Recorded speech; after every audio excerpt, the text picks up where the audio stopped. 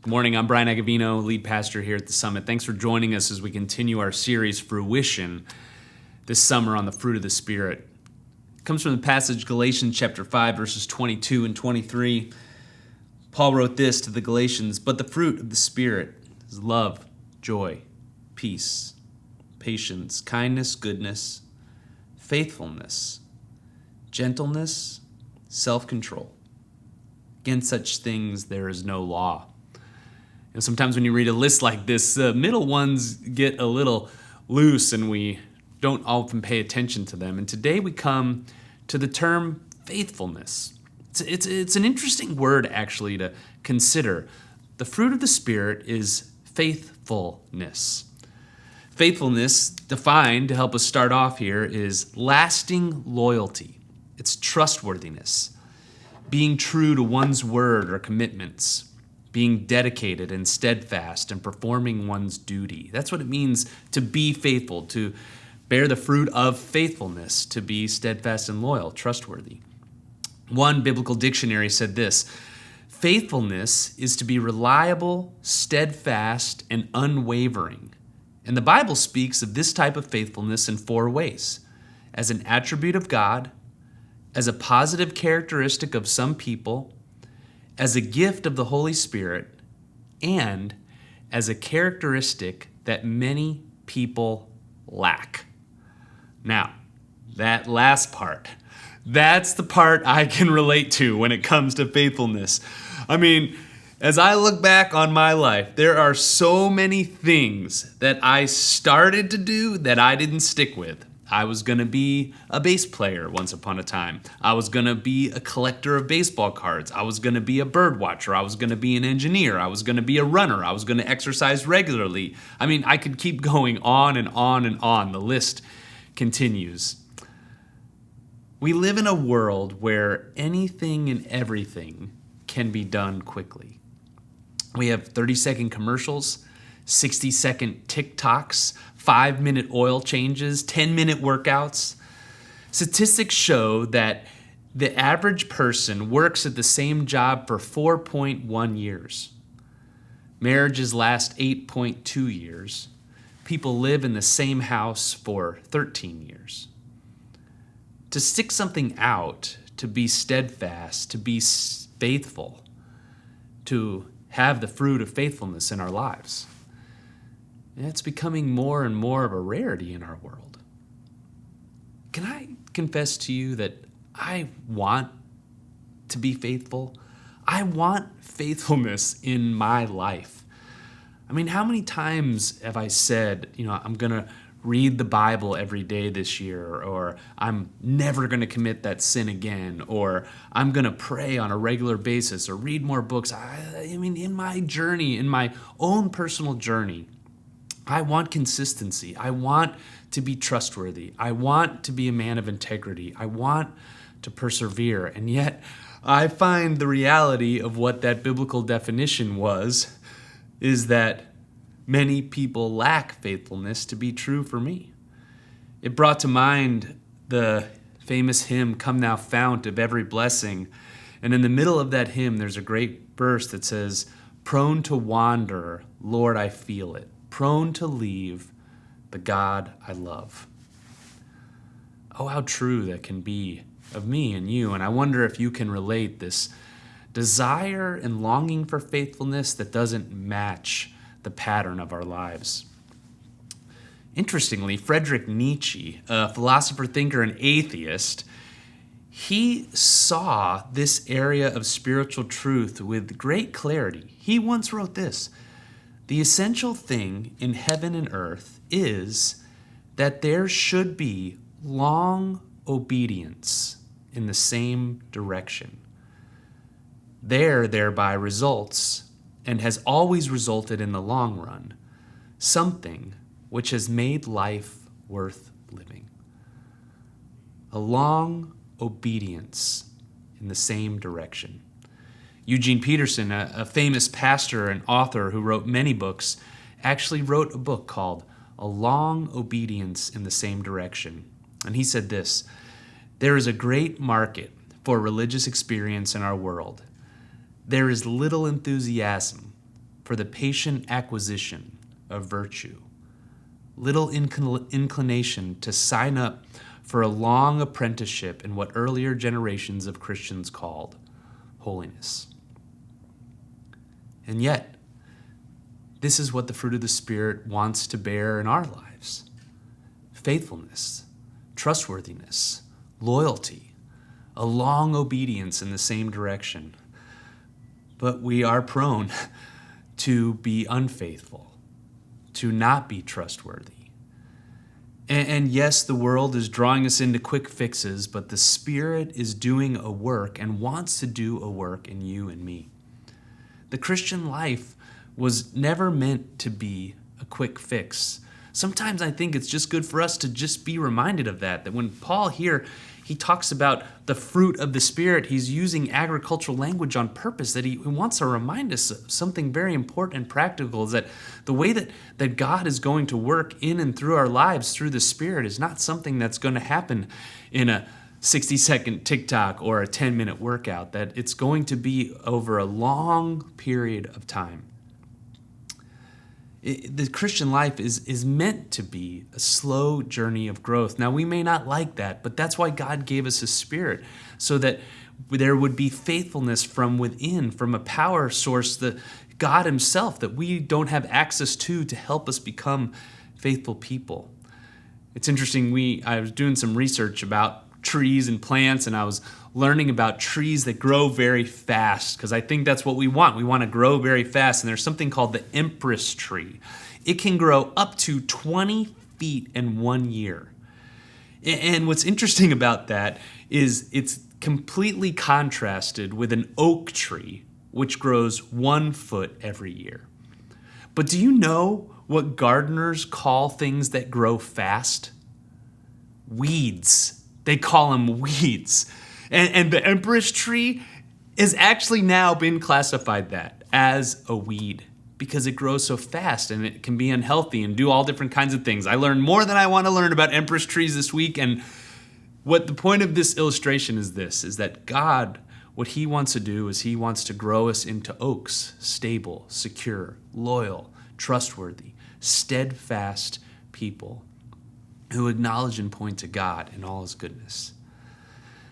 And so to all of us this morning who have felt like a failure, who have broken promises, who are defeated, God has given you His Spirit to bear the fruit of faithfulness, a long obedience in the same direction, trustworthiness, steadfastness. He's given you the Spirit to bear the fruit of that in you and me.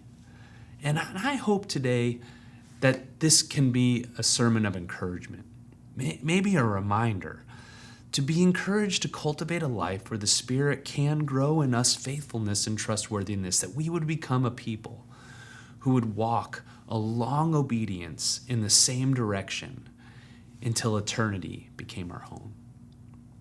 Well, what might that look like? 3 concepts I'd like to unpack this morning. The first is this. In order to have a long obedience in the same direction, we need to acknowledge our tendencies. Acknowledge our tendencies. So some of us maybe aren't there yet, and I want to keep pressing on us. Some of us, when we think about unfaithful people, when we think about people who have betrayed, we often think of others automatically. And I'm not denying that there are hurts that have been done to us and people who have broken trust and who have betrayed us. But this morning, I'm asking you to focus in on your faithfulness, on your journey, on your integrity, on your perseverance. If I were to ask you who in the Bible is a betrayer, who would you say? Well, if you're like me, the first person that came to mind was Judas. Judas is actually called the betrayer. The gospel writers refer to him that way. And I want you to listen here to the moment when Mark, the gospel writer Mark, refers to the moment when Judas actually does betray Jesus. In Mark chapter 14, let me read it for us, starting in verse 43. And immediately, while he was speaking, and that's Jesus, Judas came, one of the 12, and with him a crowd with swords and clubs from the chief priests and the scribes and the elders. Now the betrayer, Judas, had given them a sign, saying, "The one I will kiss is the man. Seize him and lead him away under guard." And when he came, he went up to him at once and said, "Rabbi." And he kissed him and laid hands on him. And they laid hands on him and seized him. But one of those who stood by drew his sword and struck the servant of the high priest and cut off his ear. Now, there's a lot to engage here in this story, but what's happening basically is that Judas, one of the 12 disciples, had come to betray Jesus, to turn him over to the authorities. And so what he did was, and this is why they call it a betrayal, he actually went to Jesus and kissed him. And then the authorities arrested him, and to protect Jesus, because his other 11 disciples, maybe in this moment, we're not exactly sure what was going on, but for sure with Peter, he wanted to stop what was about to happen. So he cut off the ear of one of the servants of the high priests. I mean, you can imagine Peter saying in this moment, "Judas, how could you? What have you done? A betrayal like this no one could ever know." And maybe you're already starting to sense some of the irony in this. But this picture that we're seeing here, it isn't just a moment of broad or big betrayal. I mean, we see actually here in Peter a more subtle betrayal. Right before this, actually, in Mark 14, in the verses very prior to this, Jesus had asked James, Peter, and John to come and pray with him. And what did they do? They fell asleep. I wonder if you've been in a scenario where you've asked someone to be close or to come serve you or to be there for you, and for all intents and purposes, they fell asleep and they let you down. And here, Peter, right after he had let Jesus down, seems to have this animosity or frustration with what Judas has done. Maybe missing the point that his tendency towards a subtle betrayal was just as real as Judas's overwhelming betrayal of Jesus was. And what happens right after? Well, in the verses almost immediately after, in verse 66, and Peter is in the courtyard. And what does he do? 3 times he's asked, "Do you know this man named Jesus?" And he denies him. He denies who Jesus was. And we see here this question that should arise: who is the betrayer? This juxtaposition of Judas and Peter, and it seems very real and obvious that Judas is a betrayer, but shouldn't we also see that Peter in some ways and the other disciples weren't there for Jesus at his greatest moment of need? I think it's critical for us to confess our proneness, to see ourselves not just as Peter, but as Judas too, that we have the potential and can be people who are unfaithful, who are not trustworthy, who don't have a long obedience in the same direction, who struggle deeply with faithfulness. We have to admit over and over and acknowledge our tendencies in this direction. Why? Why is that so important? Well, I would say this, and it's a really important point, actually. I wonder if you're familiar with the story of Les Miserables. It's a book that was turned into a couple different movies, actually, a really great musical that I've seen and was made into a movie several years ago. It's one of my favorite stories, and it's a powerful story of redemption about this character named Jean Valjean. And at the beginning of Les Mis, Jean Valjean is in prison for having stolen some bread. And after many years, he's being released, and he goes to find work, but he can't. He can't find work, and it's a struggle to kind of get back on his feet. And he ends up staying with this priest, and in a moment of failure, he steals silver from the priest. And as he runs away, he's caught by the authorities, and the authorities bring him back to the priest so that the priest can say, "Yes, this man has stolen from me." And when he returns, the priest, in one of the greatest movie twists of all time, book twists of all time, looks at Jean Valjean and the authorities and says, "No, this man I've given these things to him. And not only did I give him these things, but then he grabs the candlesticks and he says, here, take the candlesticks too. And he sets him free. And he tells them that he's ransomed him. The priest looks at Jean Valjean and he says, I've ransomed you from fear and hatred to become a new man. And it's this beautiful picture then, this journey of seeing Jean Valjean be changed for the rest of his life. And the question I would come back to here is, why is it critical for us to acknowledge our tendencies? Well, how does the criminal in Les Mis, the failure in Les Mis, become faithful and trustworthy? Well, Jean Valjean becomes faithful and trustworthy through the act of love shown in the midst of failure.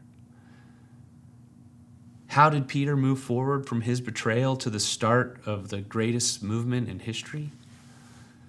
Through the act of love shown him while he was a failure. That Jesus, in the midst of everyone ditching him, went to the cross to extend himself and to take upon himself the punishment due the disciples' failures and betrayal. That great act of love is what empowered Peter to be faithful to the end. And when we too acknowledge our tendencies, when we too come to that place of confessing to God our struggle with being faithful, it's then that we can start to acknowledge and see his great act of love towards us in the midst of our own failures. Can you receive that today? Can you receive that invitation to be loved in the midst of being unfaithful? Well, the next thing I would encourage us with this morning is this. The first is acknowledge our tendencies. The second is to choose the small moments. The second step in growing in faithfulness, to create and cultivate a life where the Holy Spirit can bear the fruit of faithfulness in our lives, is to choose the small moments to help us to grow in faithfulness. Listen, I think there's a real value in having a big picture and a vision towards something, right? God gave us a vision of a future home that will be glorious. There will be no sin, there'll be no more pain, there'll be no more failure, no more struggle. But sometimes we need to be reminded to take it just day by day as well. When I wake up in the morning, God can show me then how to have faithfulness just for that day. You see, then I can be living in the way God designed me to live. So a psychologist, John Gottman, he wrote a lot of different things, some really helpful things, and he did a lot of research on trust and faithfulness. And what he found in his research, it was quite intriguing actually, is that trust and faithfulness grow in the midst of the smallest moments. It's kind of my point here, that trust and faithfulness grow in the midst of our smallest moments. In some ways, I think this helps me. So instead of thinking, I've got to read the whole Bible in a year, or pray every day for a year, or go to church every Sunday, or love my neighbor every day, what if I just had the Spirit to lead me to be faithful today? And think about that right now. It can be such a subtle but actually quite intriguing thing.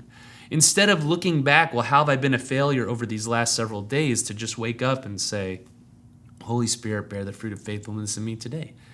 And might I, in this simple moment, choose that act of faithfulness, to read Scripture, to say a short prayer, to call my friend who I'm thinking about. Well, whatever that is, sometimes I think we get so busy and distracted that we lose sight of just trying to be faithful in those small moments. And if John Gottman's research is right, our faithfulness, our trust in God will grow and increase if we think about being faithful and trustworthy in those and choosing those in those simple and small moments.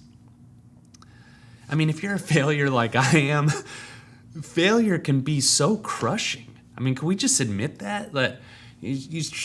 Something as silly as just trying to read the Bible for several days in a row and then not doing it, and how it can stop us from doing something for a long time just because of some small failures. Even if I miss all the small moments, Scripture tells us this in 2 Timothy chapter 2, this great and powerful verse that we should echo in our ears over and over as we think about God helping us become faithful people. And that is this: if we are faithless, He will remain faithful. And so as we think about growing faithfulness in our lives and cultivating a heart where the Spirit can bear the fruit of faithfulness in our lives, what does that look like? Well, it starts with acknowledging our tendencies. And the second thing I would say is that we would choose those small moments.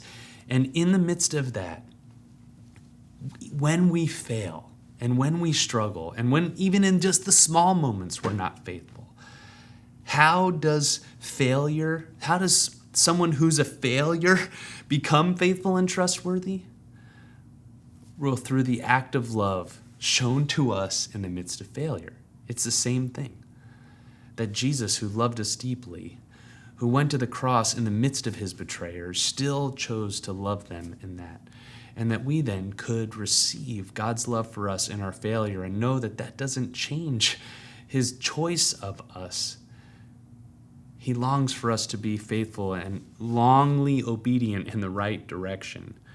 And we do that by choosing the small things and living in light of the love that he has shown us on the cross.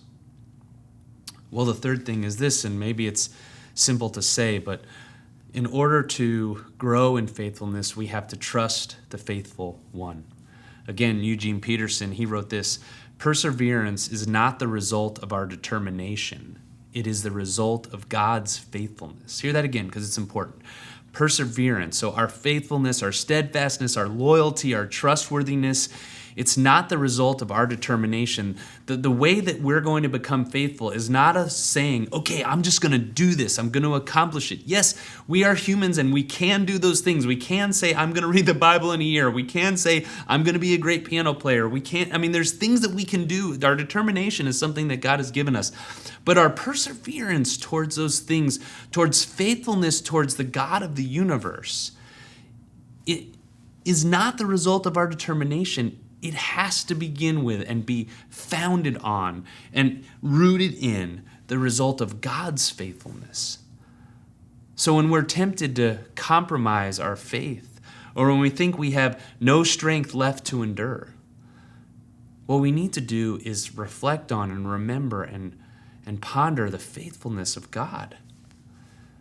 God doesn't exercise degrees of faithfulness. He's not faithful to some and unfaithful to others.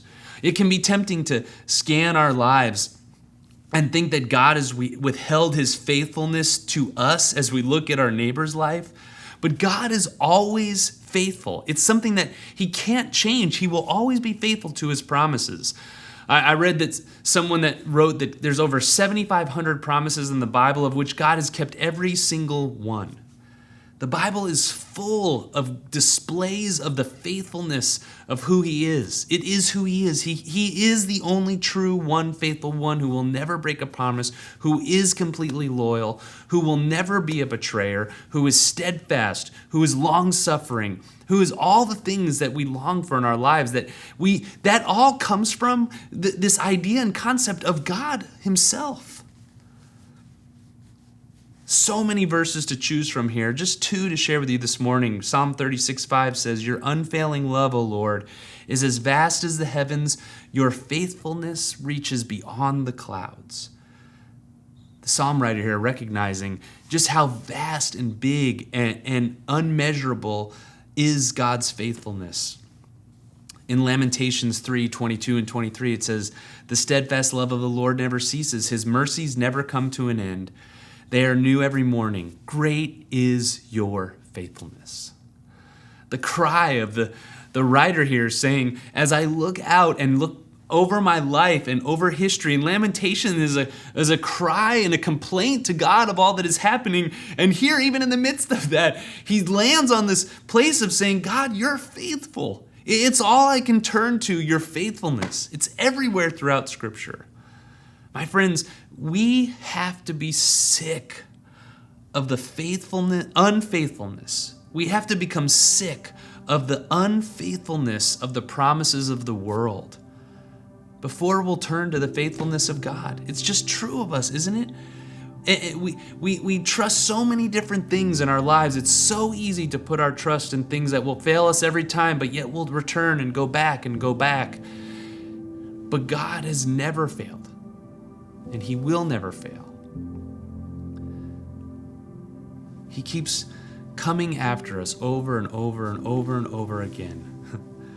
So how does one who keeps going astray become faithful and trustworthy? Through the act of love shown us in the midst of our failures. But if there's one thing that I hope that you're hearing this morning, it's this: that the beauty of the love of Christ towards you is that there is nothing that can cause you to not be His. And it's actually in the midst of our failures where faithfulness will be born. In the midst of our failures where trust will be born. It's in the midst of this place that we can act. We can acknowledge our tendencies. We can choose the simple steps. And we can trust in the ultimate one who is faithful. 2 weeks ago, one of my mentors, a dear, dear friend of mine that I've known for almost 30 years, 28 years, passed away from a brain aneurysm. I had an appointment with him on my calendar this week, and it reminded me of him.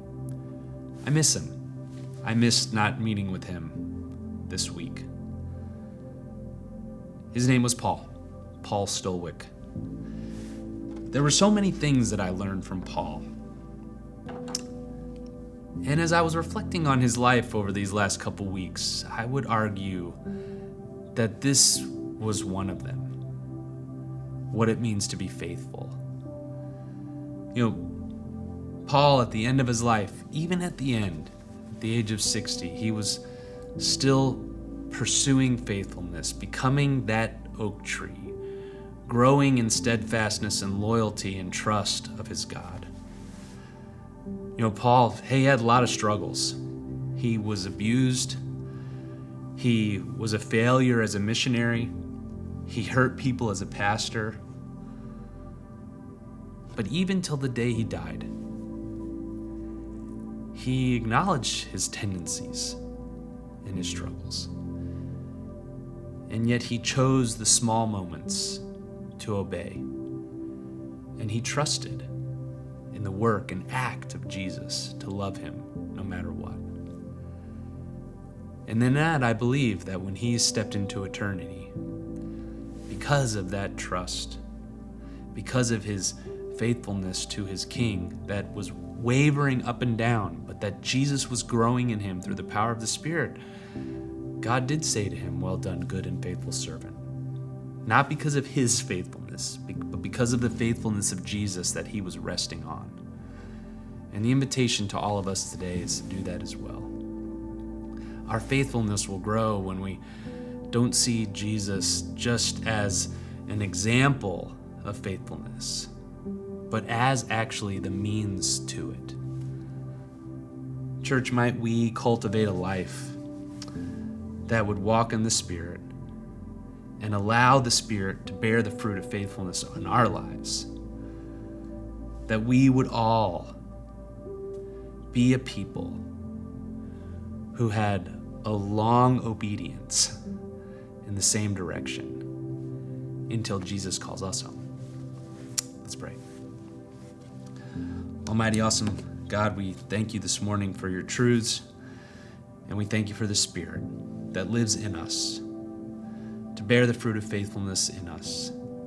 We humbly ask that even though we are prone to wander, you would help us to become a people who would have a long obedience in the same direction towards you, and that we too, by each other, by our friends, by our families, and by this world, be known as people who walked in your Spirit, bearing the fruit of love, joy, and peace, patience, kindness, goodness, gentleness, self-control, and faithfulness.